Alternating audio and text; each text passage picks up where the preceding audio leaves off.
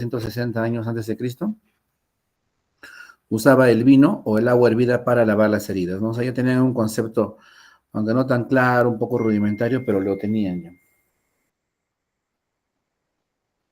En el caso de Galeno, hacía hervir los instrumentos para atender heridas a los gladiadores. Semmelweis usó ya la solución clorada para el lavado de manos. Luis Pasteur, en el año 1822, él mencionó que las enfermedades son producidas por gérmenes y estos son eliminados por el calor. Entonces, él creó el término, pues, ¿no?, de la pasteurización, ¿no?, en ese tiempo. Robert Hodge utilizó los postulados, usó el bicloruro de mercurio. Joseph Lister usó agentes químicos para combatir bacterias. Y Sir William McEwen usó la esterilización de gasas por ebullición. Entonces, William Stewart Halstead utilizó los guantes de goma. Esto a raíz de que él siempre atendía, pues, ¿no?, a los heridos, y su esposa, que siempre lo acompañaba por todo lugar, ella tenía bastante sensibilidad en la piel. Entonces él creó guantes de goma para que justamente evitara el contacto directo, evitara que su piel se le irritara a su esposa, ¿no? Entonces, a raíz de esto, se creó el uso de los guantes de goma, ¿no?, que ahora son de látex, ¿no? Entonces, vamos a desarrollar los temas de infección, triada ecológica, sepsis, generalidades, flora residente, flora transitoria, algunos conceptos generales, esterilización, cuáles son los principales métodos, y algunos germicidas, ¿no?, desinfectantes, antisépticos. Como sabemos, la tríada ecológica tiene que estar presente esos tres elementos para que se produzca cualquier proceso infeccioso, ¿ya? A ver, un momento. Me boto quito.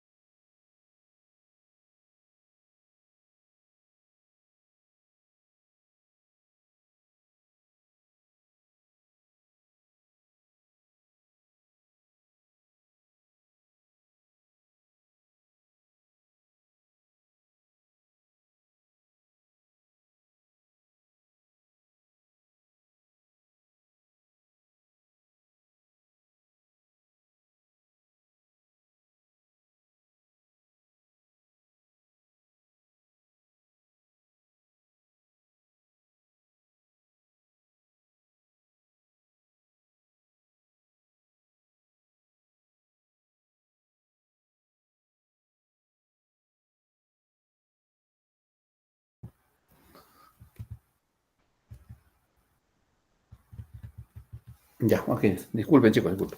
Se escucha, ¿no? Sí, doctor, sí se lo escucha. Entonces, para que se produzca, pues, cualquier proceso infeccioso, tiene que haber siempre un huésped, un agente y, lógicamente, el medio ambiente, pues, que es donde se traslada, pues, ¿no?, este agente, ¿no?, o donde conviven. Ahora, miren, el agente tiene varias características, ¿no? O sea, no todos los gérmenes tienen las mismas características, ¿no? Algunos son más agresivos, otros son menos agresivos, unos son más virulentos, o sea, otros con poca cantidad pueden crear un proceso infeccioso, ¿no? Entonces, la patogenicidad es una característica, ¿no? En los que son más patogénicos que otros, la virulencia, la transmisibilidad, ¿no? En los que se transmiten pueden permanecer en el tiempo por muchas más horas o días. Algunos se mueren solamente en segundos o en minutos. La resistencia, adherencia también, ¿no?, al huésped. La sinergia, o sea, que utilizan otros agentes para poder transmitirse. El tipo de toxinas que poseen, ¿no? Entonces, estas son algunas características que presenta el agente, ¿no? Lógicamente, pues, a mayor cantidad de características que presenten, son más agresivos estos, ¿no? Por ejemplo, ya hemos tenido, por ejemplo, ustedes lo han vivido, ¿no?, la pandemia del COVID. Tenía, pues, ¿no?, alta virulencia, su transmisibilidad era, pues, inmediata, basta que estés en contacto con una persona pues que esté contaminada, el riesgo de contagio era alto, ¿no? La resistencia, esto sí era más o menos mediano, ¿no? No era tanto. La adherencia sí se adhería bastante, tenía una adherencia bastante fuerte este virus, hacía bastante sinergismo con todo lo que se encontraba, pues, ¿no? Y el tipo de toxinas también, pues, ¿no? Era fuerte. Entonces, era por eso que se produjo la pandemia, ¿no? Porque todas estas características presentes en este COVID eran altas, ¿no? En el caso del huésped también tenemos algunas características, ¿no? Por ejemplo, la edad. Un paciente que esté pues en una edad como la de ustedes, eh, no es fácilmente pues que se contagie de diversas enfermedades, ¿no? Pero los ancianos y los niños son mucho más vulnerables. El estado inmunológico también tiene mucho que ver. Pacientes que tengan el estado inmunológico comprometido por algún tipo de enfermedad son más susceptibles. Las enfermedades infecciosas, si algún paciente ya es portador de alguna enfermedad infecciosa, eso también lo hace más vulnerable. Un paciente diabético, pero diabético que esté mal controlado, porque un paciente diabético que esté bien controlado no es tan susceptible, pues no a enfermarse o a tener infecciones, pero un mal controlado sí es alto riesgo. Paciente obeso también es alto riesgo. Paciente que haya sufrido algún traumatismo también, ¿no? Es más vulnerable. Pacientes que estén llevando alguna enfermedad, pues como el cáncer, también. Y el estado nutricional, que también es muy importante. Entonces, esas son algunas características del huésped. Ahora vamos a ver del medio ambiente. En el medio ambiente tenemos dos tipos, ¿no? El animado y el inanimado. En el animado estamos todos nosotros, personal de salud, otro personal, las visitas, ¿no? Estamos todos, porque nosotros podemos trasladar virus de un sitio a otro y a veces sin darnos cuenta. En cambio, el inanimado está todo lo que se refiere pues al mobiliario, inmobiliario, celulares, barandas, las mesas, etcétera. Todo lo que esté siempre en contacto directo con la persona, que si no se hace una adecuada desinfección, pues puede también, si otra persona coge ese mismo objeto, puede contaminarse si es que no se lava adecuadamente las manos. Entonces, un vector importante que nosotros tenemos que proteger son las manos, chicos, ¿no? Y, por ejemplo, habríamos de los postulados de Koch, ¿no? Él decía, los microorganismos sospechosos de causar la enfermedad deben estar presentes, dice, en los animales enfermos y ausentes en los sanos.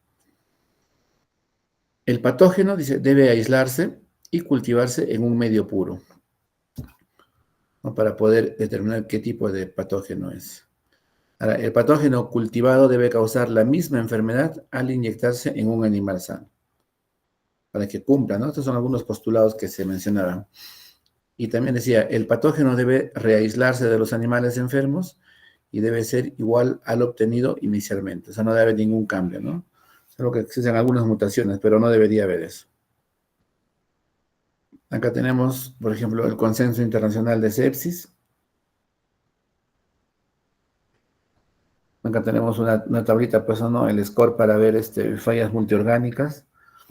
Los principales órganos que se ven afectados en un proceso infeccioso o en una sepsis es el aparato respiratorio, el tema de la coagulación, el hígado, el sistema cardiovascular, sistema nervioso y el aparato renal, ¿no? Son los que se ven más afectados cuando hay un proceso infeccioso, ¿no?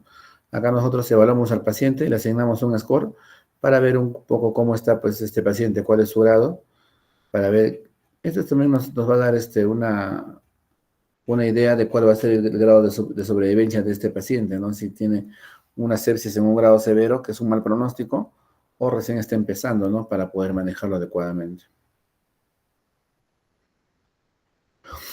Acá tenemos, ¿no? Por ejemplo, dicen, ¿no? Paciente sospechoso de un proceso infeccioso. Se le hace el QSOFA. El QSOFA, ustedes saben, solamente con trastorno respiratorio, trastorno mental y disminución de la presión sistólica. Si presenta estos tres criterios, tenemos que ver la evidencia si existe alguna disfunción orgánica. Si no existe, no es susceptible a un proceso infeccioso. Entonces, ahora, si tiene estos elementos, tenemos que evaluar ya el SOFA. Si presenta un grado positivo para el SOFA, estamos hablando de un proceso séptico. Si no presenta, hay que monitorizarlo y también tenemos que reevaluarlo porque este paciente puede estar en riesgo de un proceso séptico, ¿no? Ahora tenemos que hacer acá tenemos que ver algunos criterios, ¿no? Para ver si requiere o no vasopresores y si su lactatos está subiendo mayor de 2 milimoles, ¿no? Si es sí, estamos hablando de un shock séptico. Y si no cumple todos los criterios, no estamos hablando todavía de un shock séptico, sino solamente de un proceso séptico nada más. ¿Ya? Además que todo como un pequeño flujograma para ver cómo es que se puede evaluar a un paciente y determinar si este paciente está entrando pues, en un cuadro séptico o un shock séptico, o de repente solamente está para valoración nada más. Entonces, nosotros en nuestro organismo tenemos dos tipos de floras, ¿no? La flora residente y la transitoria. La flora residente, ¿en dónde la encontramos, muchachos? A ver, ¿en qué lugares?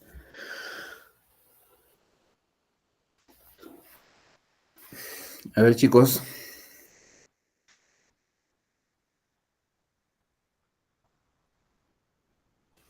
Podría ser en el sistema tracto gastrointestinal, perdón.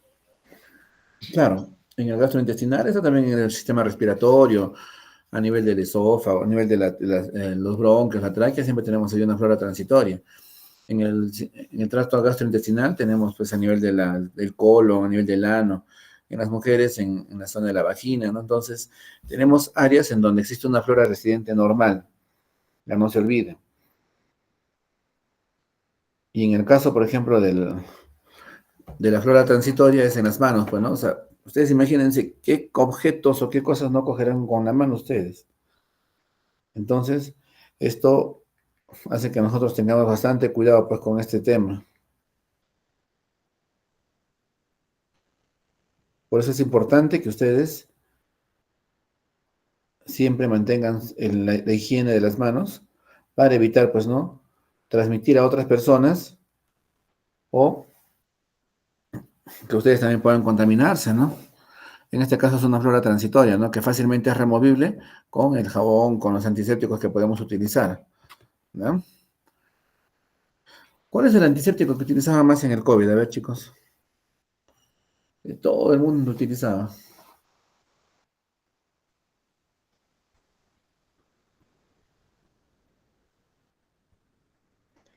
El alcohol, doctor.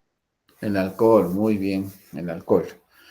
Ahora vamos a ver algunas características más adelante de cómo es que funciona el alcohol, ¿no? Y si en realidad sirve o no sirve y tenían razón en utilizarlo o no, ¿ya? Vamos a ver eso más adelante. Entonces, miren, ¿ven?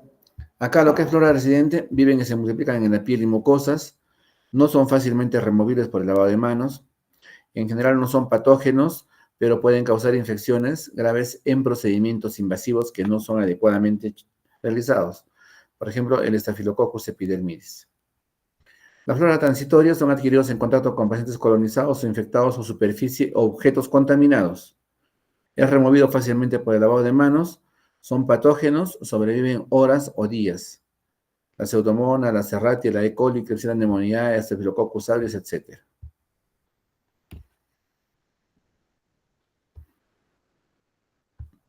Entonces, ahora vamos ordenando con algunos conceptos. Asepsia significa estar libre de infección, ¿no? O también los cuidados que se deben tener para no contraer algún proceso infeccioso. Para eso nosotros, ¿qué hacemos?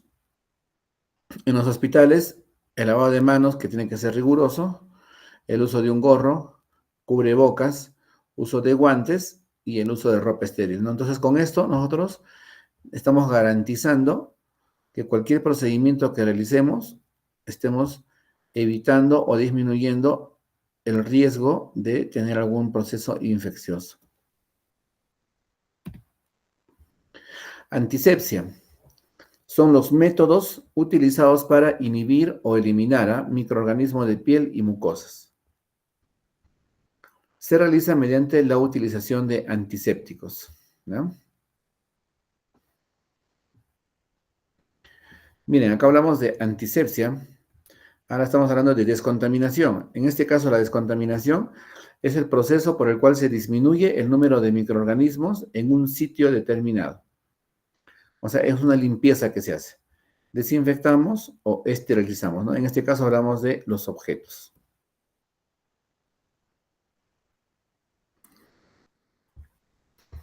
La limpieza es la eliminación del material extraño visible, polvo, suciedad, restos orgánicos, moco, sangre, etcétera, de un elemento utilizado en interacción o no con el paciente. Mediante algunos medios físicos, detergentes enzimáticos, es el paso previo a la desinfección o esterilización. ¿Ya? Entonces, por ejemplo, miren, acá lo que se observa es que están realizando la limpieza, pues no acá de una mesa auxiliar, una mesa de mayo. Aquí están lavando, aquí también igual no están realizando el enjuague de estos materiales. Pero tenemos acá tenemos que tener en cuenta es que el detergente enzimático, por ejemplo, es un elemento que se utiliza en todos los lugares en donde se realizan procedimientos, pero no vale decir clínicas, consultorios, ¿no? En el que este material entra en contacto con secreciones, con sangre o otros fluidos. Entonces, este detergente enzimático lo que va a hacer es que el material que va a estar en contacto, en donde se va a sumergir estos materiales, el detergente enzimático lo que hace es destruir estos fluidos y produce la primera limpieza, para que después estos, mediante el lavado y el arrastre, puedan quedar totalmente limpios. Una vez que estén limpios, recién pasan al proceso de esterilización, ¿no? Para que ya estén libres de gérmenes y puedan ser utilizados en otros pacientes. Porque si no cumplimos con este ciclo, lo que estamos haciendo es tener elementos o pinzas o materiales que estén contaminados y nosotros no estamos garantizando un procedimiento adecuado en otro paciente. Eso es lo que estamos haciendo. Cuando hablamos de desinfección, es el proceso por el cual se eliminan los microorganismos patógenos de una superficie inanimada. Hablamos, ojo con esto, desinfección, superficie inanimada. ¿A qué le llamábamos superficie inanimada, chicos?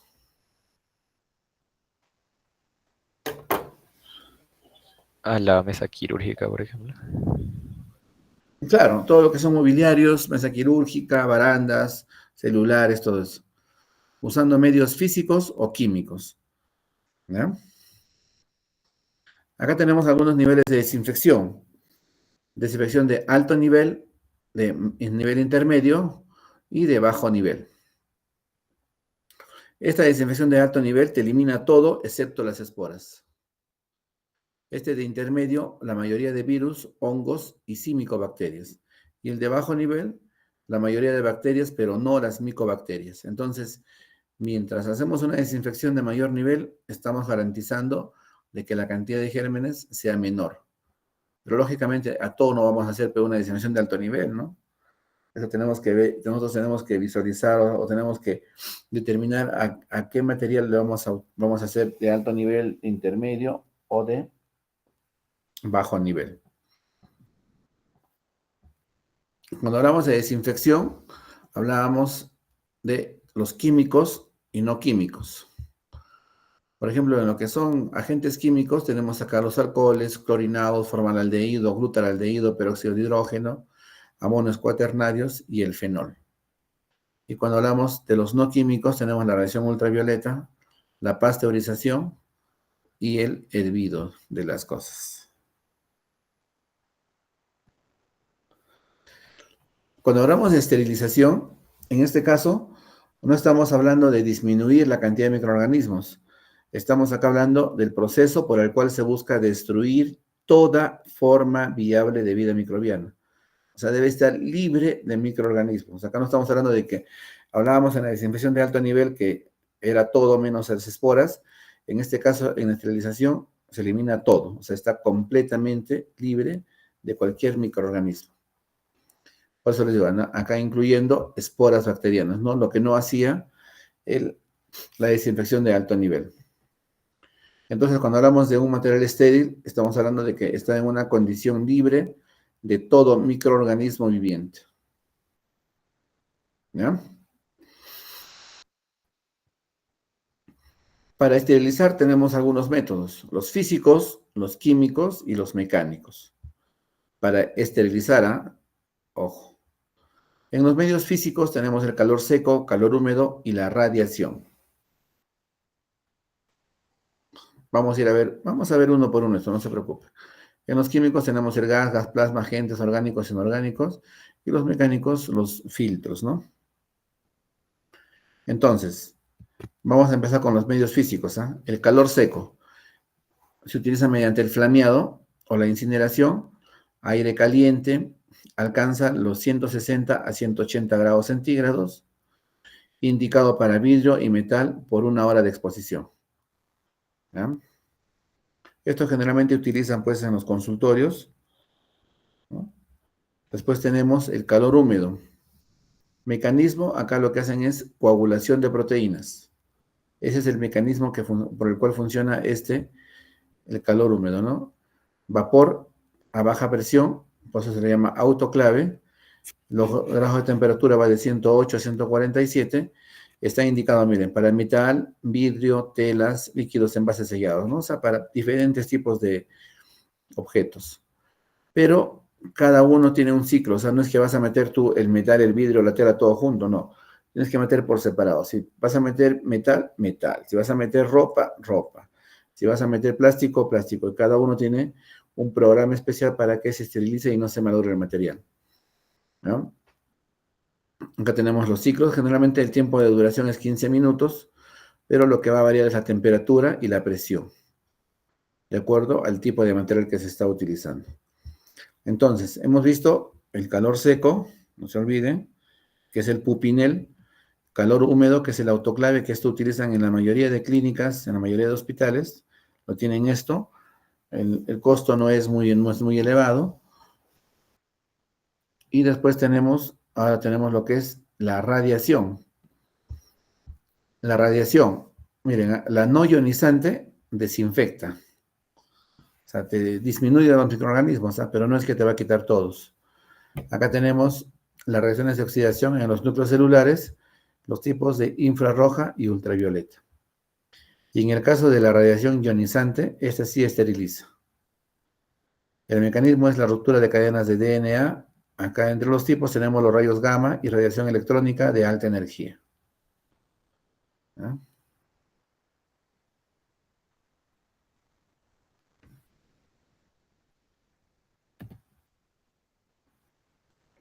Entonces ya hemos visto el método físico, calor seco, calor húmedo y radiación.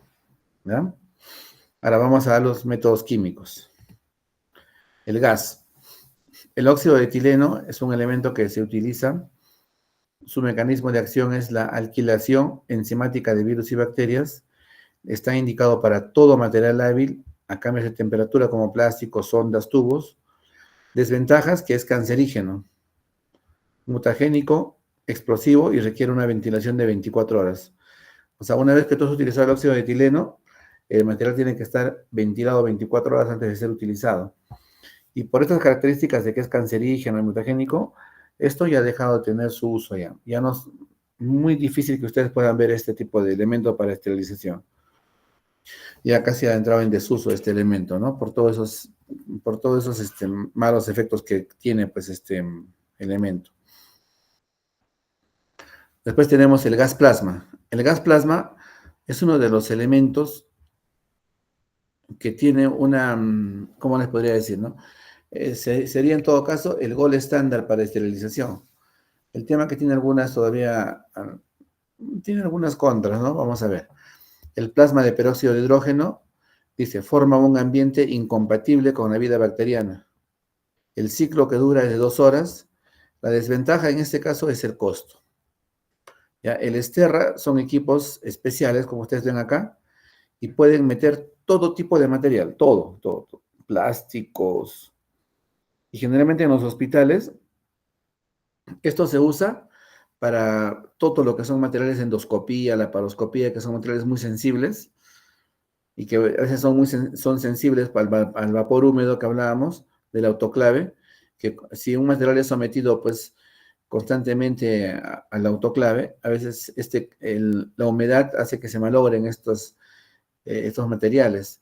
pero con el Sterra no pasa eso. Puede esterilizarse cuantas veces sea y este mecanismo no lo va a malograr esos materiales. El detalle que es un poco costoso, ¿no? Acá en Huancayo solamente creo que lo tiene el Hospital Carrión y el Seguro Social. Pero realizar una esterilización en este tipo de elementos sí es costoso todavía. Pero lógicamente, pues, ¿no? Si vemos costos y conservación del material que es bastante frágil, sale a cuenta, ¿no? Entonces, este es otro método que se llama el Sterra. ¿Ya? Y ahora tenemos lo que son filtros. Tiene una estructura continua y la retención, o sea, como es el filtro que todos conocemos, pues, ¿no? Se debe principalmente la retención al tamaño de la partícula, ¿no? Los filtros tienen un tamaño, entonces partículas más grandes no van a pasar, pues, ¿no? Las partículas más pequeñas al tamaño del poro quedan retenidas en la masa del filtro debido a efectos electrostáticos. Entonces, este es otro método de esterilización. Ahora, cuando hablamos de instrumentos, hablamos, ¿no?, de los instrumentos críticos, que son los que están en contacto con cavidades o tejidos estériles y requieren una esterilización. O sea, todo material, ¿no? Pinzas, todo eso está esterilizado. Los semicríticos entran en contacto con el tracto respiratorio, genital, urinario. En este caso tenemos las sondas subotraqueales, requieren desinfección de alto nivel. Aunque esto ya no se utiliza mucho, muchachos, ¿ah? Porque ustedes han visto que ahora todo el material que utilizan, las sondas, todo eso, todo ese, pues ya son descartables, ¿no? No se va a reutilizar. Antes, hablamos hace 15 años o más, no tampoco, no tanto, antes del 2000 ya, un poquito más, ¿no? Entonces, de verdad que las sondas se utilizaban. Un tubo endotraqueal lo lavaban, lo desinfectaban y lo esterilizaban, ¿no? O lo pasaban por una desinfección de mediano nivel para que pueda ser reutilizado. Igualmente las sondas, las jeringas, ¿no? Todo eso, ¿no? En cambio ahora todos esos elementos son descartables. Después tenemos los no críticos que están en contacto con la piel intacta. Por ejemplo, en este caso son los mangos, los tensiómetros, sábanas, muebles, que requieren una limpieza y desinfección de bajo nivel, pues, ¿no? Acá ponemos, ¿no? Antisépticos y desinfectantes apuntando al uso racional. Recomendaciones del Comité Consultivo de Infecciones Asociadas a la Atención de Salud, Sociedad Chilena de Infectología.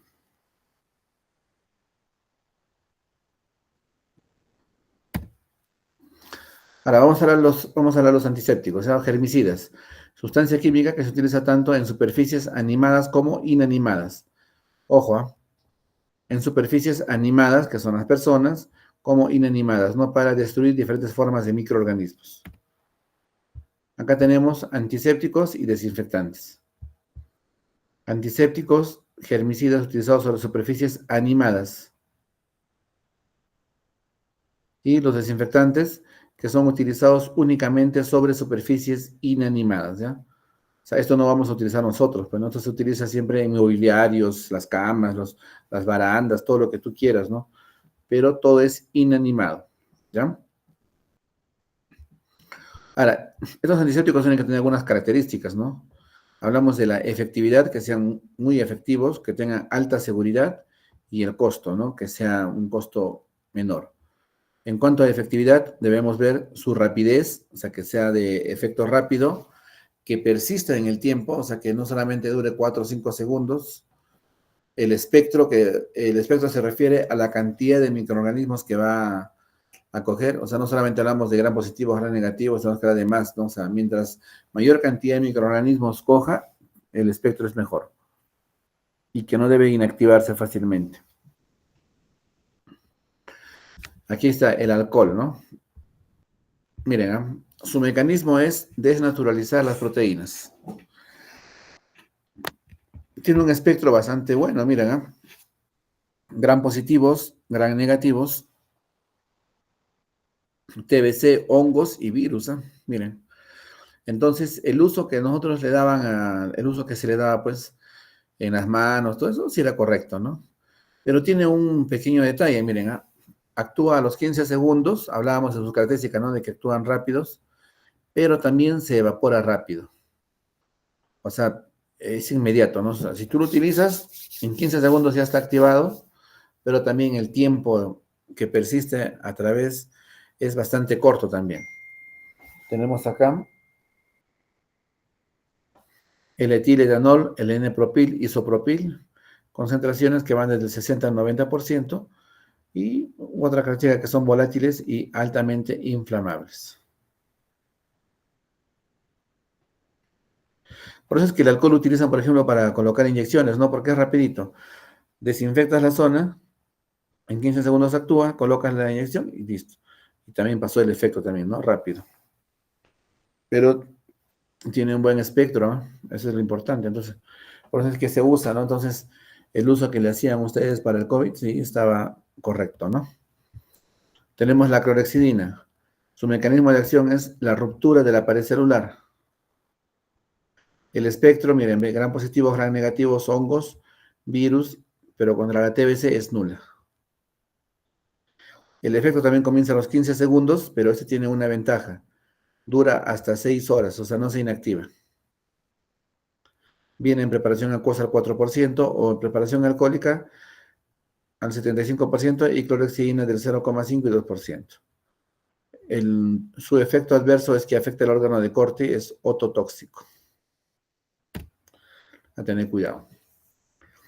En el caso de los yodóforos, tenemos a la iodopovidona, pues, ¿no? Que es el yodo polivinil pirrolidona. Su mecanismo de acción penetra la pared celular y mediante oxidación y sustitución de contenidos celulares por yodo libre. Su efecto contra gram positivos, gram negativos, hongos, virus y TBC. O sea, es mejor que la clorhexidina, ¿no? Porque la clorhexidina TBC era nula. Su rapidez es intermedia y su efecto residual mínimo. Para actuar debe estar en contacto mínimo 2 minutos, ¿eh? Tenemos acá presentaciones del 7 al 8% en espuma, 10% en solución y 12% con alcohol. Un elemento que hay que tener cuidado es que irrita bastante la piel este elemento, ¿eh? El otro que también puede ser absorbido por piel y mucosas, lo que en neonatos puede inducir al hipotiroidismo, o sea, no está indicado en ellos. Entonces, acá tenemos un cuadro resumen de lo que son los antisépticos. Tenemos acá el alcohol, para qué está recomendado el uso, ya hablábamos. La clorhexidina jabonosa, alcohólica, para higiene de manos, baño prequirúrgico, antisepsia quirúrgica, procedimientos invasivos. Y la iodopovidona también, ¿no? Antisepsia quirúrgica y antisepsia en piel sana, ¿no? Y con los elementos que ya se han mencionado. Aquí tenemos algunos antisépticos que no son los adecuados, que no son los correctos, ¿no?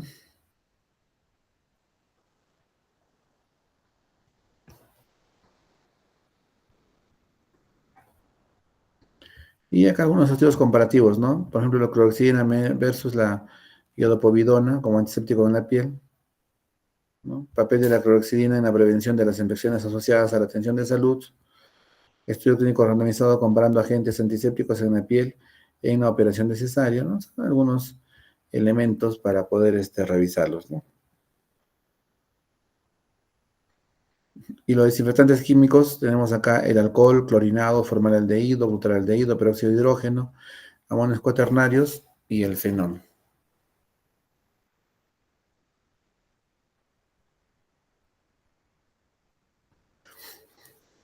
Este butaraldehído, por ejemplo, acá ven, es desinfectante versus esterilizante. Su espectro es en todo. Concentraciones va del 0,1 al 1%. Y miren, dice, esteriliza en frío equipos de laparoscopía y diálisis, ¿no? O sea, por eso es que se utiliza bastante. Altera la síntesis del ADN, RNA y proteínas. Este glutaraldehído se utiliza bastante para la descontaminación o desinfección de los equipos de laparoscopía y endoscopía. Y acá, miren, ojo con esto. Desinfecta versus, como tiene un espectro de todo, entonces también podemos decir que estos elementos están esterilizados, ¿no? Entonces cumplen el espectro de lo que es desinfección de alto nivel, ¿no? Y que garantiza para poder ser utilizados en procedimientos con otras personas, evitando el riesgo de la infección, pues, ¿no? Entonces, este es bastante utilizado, el butaraldehído. Ok. A ver, si tuvieran alguna pregunta, muchachos.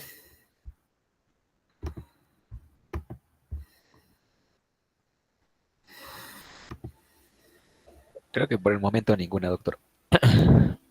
Ok, chicos. Bueno, si no hay ninguna pregunta, ya igual mañana nos encontramos, por favor, en la práctica a partir de las 4.